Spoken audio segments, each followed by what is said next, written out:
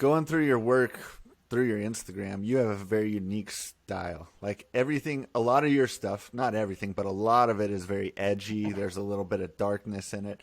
How does one develop their style, their understanding of this is me, this is the shots I like taking? How did you come into that?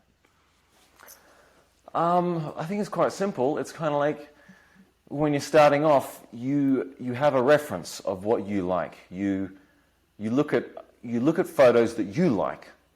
Like all I did was I looked at, you look in magazines, you watch films, and then I was like, okay, well, this film I really liked, or this photo, and then I find out, well, who's the photographer that took that photo? Look at his other work. You just find one style that you can connect with, that you like, and you can, if you don't know, and of course, when you're first starting out, you don't know what your own style is. But the way I did it was literally I just found a style that existed, and I was like, I like that one the best. And then I learned how to do that one, right? Until I could basically copy that professional or that style. And then once I achieved that, then I was just like, well, what if I just change it a little bit? What if I just tried doing this sort of a thing?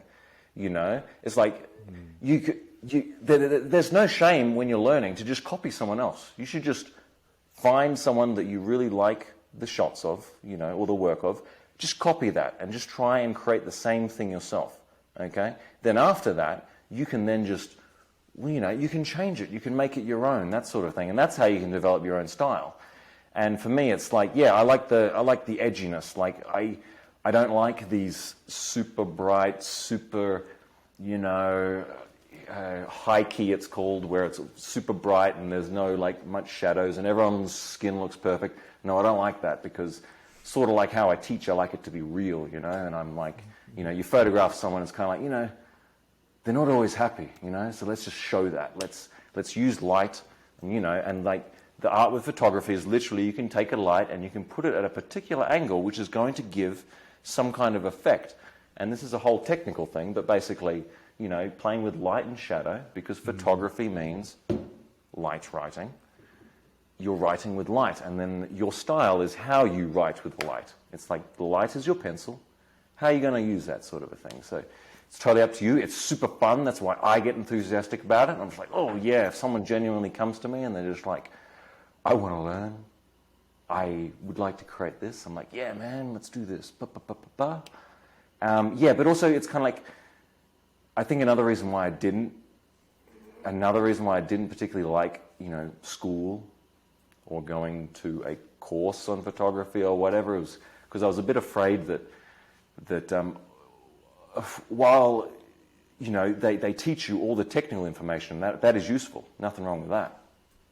But I don't like the fact that I observe that people come out the other end of a whole, say, year of school or whatever, and they start to produce things that it's not their own. They start to produce it how the textbook told them to do it. And so then you get 100 graduates and they all create the same damn thing. And to be a real artist, it's kind of like you've got to be unique. You've got to have your own thing. And so these graduates, they come out of school or university or whatever, and then they're like, well, how do I give it that edge? How do I make it unique? Because they've spent the last year learning how to make it the same as everybody else, and they've lost their uniqueness.